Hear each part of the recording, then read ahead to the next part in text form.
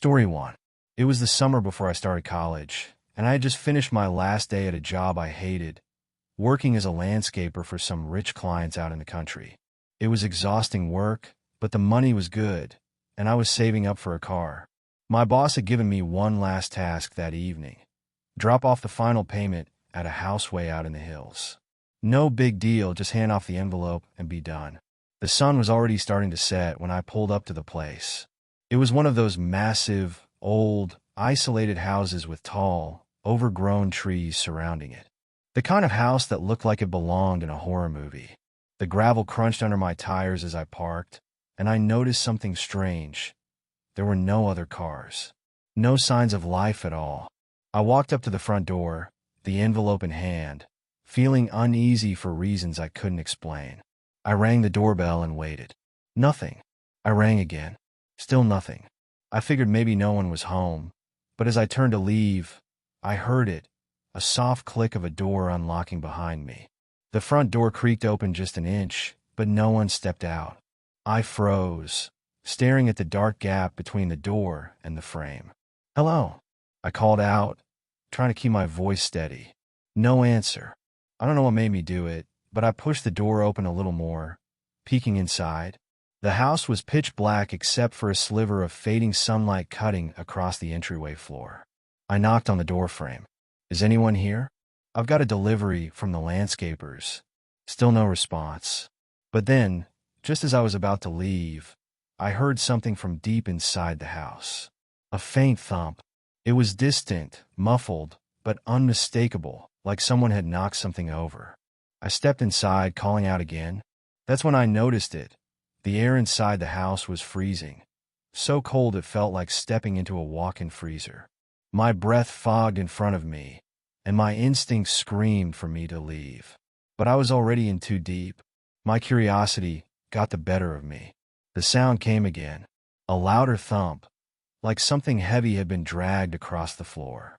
This time, it wasn't coming from far off, it was coming from upstairs. I stood at the bottom of the staircase, staring up into the darkness. Every instinct in my body told me to get the hell out, but instead, I slowly began to climb the stairs. My heart pounded so hard I could feel it in my throat. Each step creaked beneath my weight, the sound bouncing off the walls of the empty house. Halfway up, I heard a new sound, a low, guttural breathing. But it wasn't coming from upstairs. It was coming from right behind me. I whipped around, my foot slipping off the step in the process. I caught myself on the banister, my heart racing. There was no one behind me. The door was still slightly ajar, letting in a sliver of twilight, but the house was silent again. I couldn't shake the feeling that I was being watched, though. It felt like a pair of eyes were boring into the back of my neck. I tried to calm myself down, but every hair on my body was standing on end. I had to know what was up there, even if my legs were shaking uncontrollably.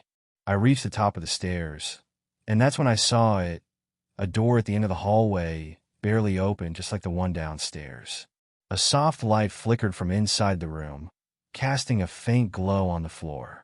The breathing was louder now, coming from behind that door. I took a deep breath, inching forward. I reached the door, pushed it open just a little more, and stepped into the room. And then I saw him, a man, crouched in the corner of the room, his back to me, rocking back and forth. His clothes were filthy, tattered, and his hair hung in greasy clumps around his face. He hadn't noticed me yet, too focused on what was in front of him. My eyes darted to what he was staring at. A body. Not dead, but tied to a chair, bound with thick ropes, a gag in their mouth. They were trembling, their eyes wide with terror as they stared at the man. My brain barely had time to process what I was seeing before the man stopped rocking and stood up, slowly. He turned, and I'll never forget the look on his face. His eyes were wild, bloodshot, and his lips curled into the most unnatural grin I'd ever seen. His face was pale, almost waxy, like he hadn't seen sunlight in years. And he was holding a hammer. I didn't think. I ran.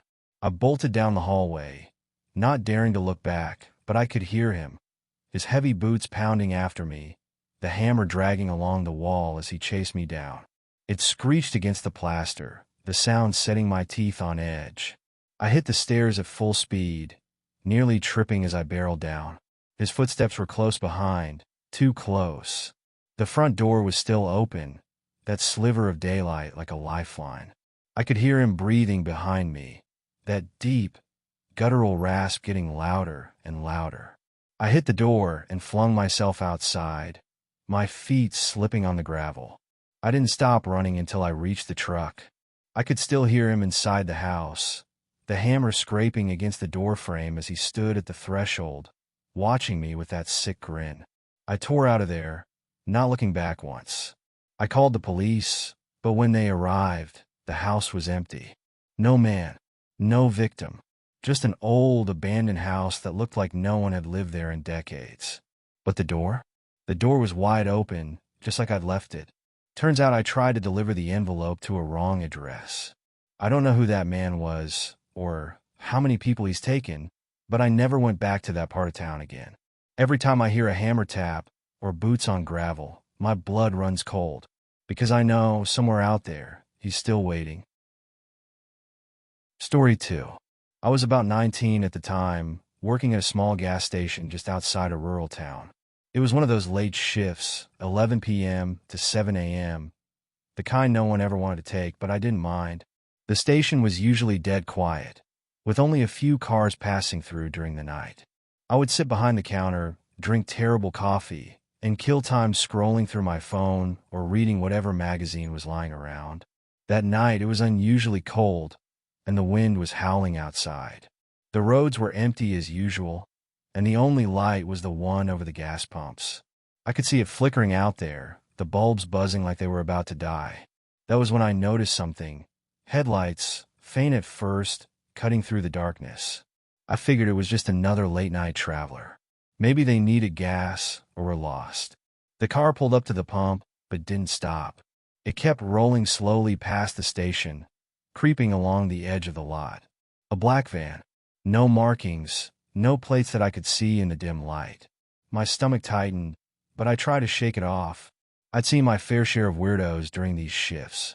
After a few minutes, the van circled back and parked right at the edge of the lot, far enough away from the lights to stay in the shadows, but close enough that I could still see its outline. The driver never got out. I kept glancing at it, pretending not to notice, but something felt off. I told myself it was nothing, probably someone pulling over to rest. I went back to scrolling through my phone, trying to calm my nerves, but I couldn't shake the feeling that someone was watching me. Then the door opened. A man stepped out, wearing a dark hoodie with the hood pulled low over his face. I couldn't see his features, but his movements were slow, deliberate. He didn't head for the pumps. Instead, he walked right past them, straight toward the station door. My pulse quickened, but I kept my cool. I didn't want to jump to conclusions. He came in, didn't say a word, just started browsing the aisles. I watched him out of the corner of my eye while pretending to fiddle with the register. He wasn't looking at the snacks or drinks. He was glancing around, scanning the place. Then he looked directly at me, and I felt my skin crawl. His eyes were cold, predatory, like he was sizing me up. "Can I help you with something?" I asked, trying to sound casual. My voice came out shaky.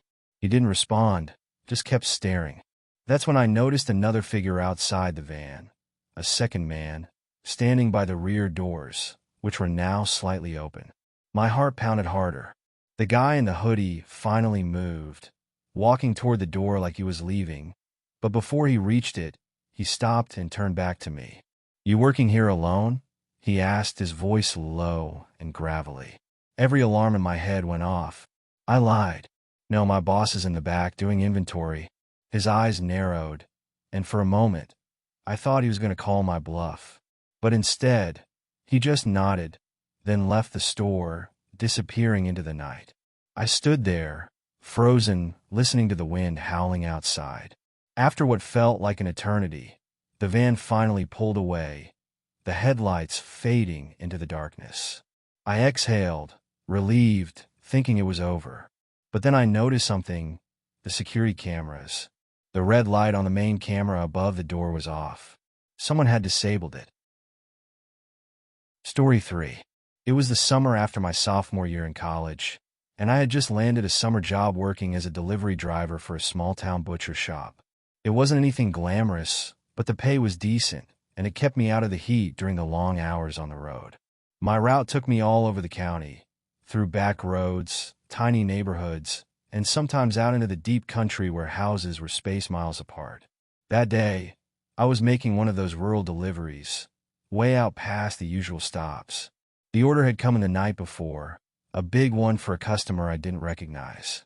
That wasn't too unusual. New folks moved out to the sticks all the time. What was strange was the location.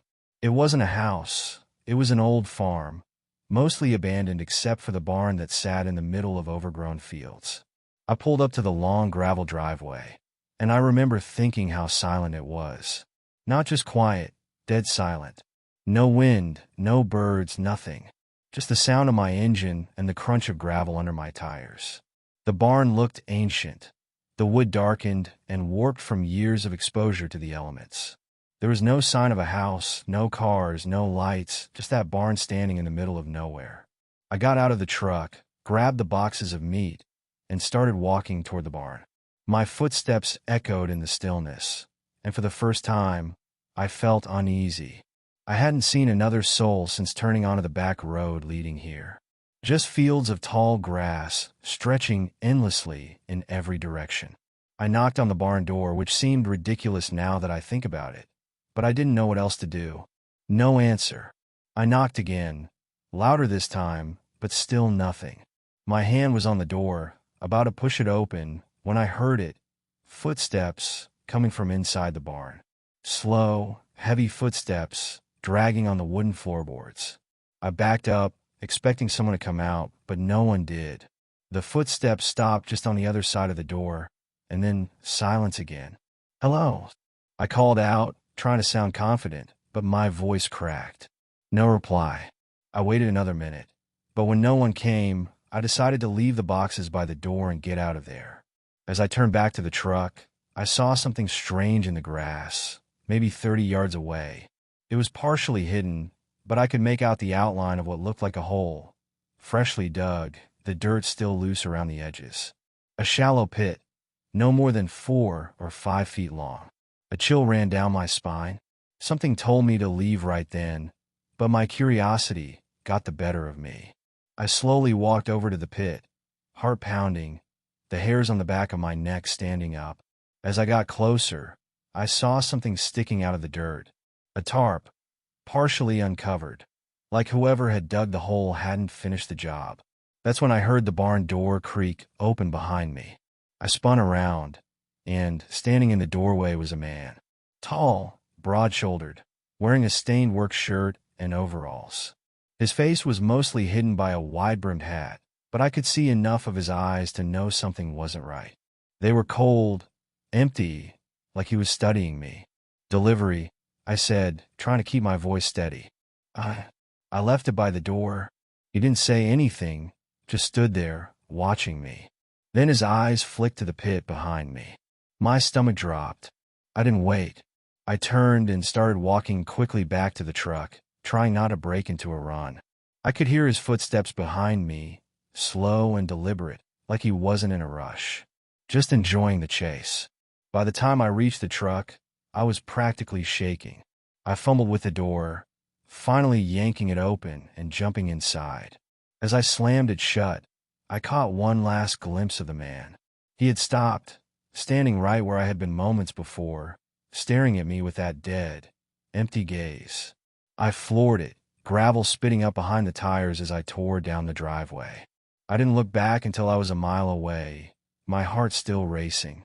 I called the shop, told my boss I was done for the day, and drove straight home, locking every door and window once I got there. Later that night, I couldn't shake the feeling that something was terribly wrong, so I went online to see if there had been any reports from that area. That's when I found it. A news article, buried deep in the local section. Police investigating a series of disappearances in rural areas. They didn't have much to go on, just a few missing people who had vanished without a trace. But they did have one detail, a description of an unidentified man spotted near one of the last known locations. Tall, broad-shouldered, wearing a wide-brimmed hat. I never went back to that route again.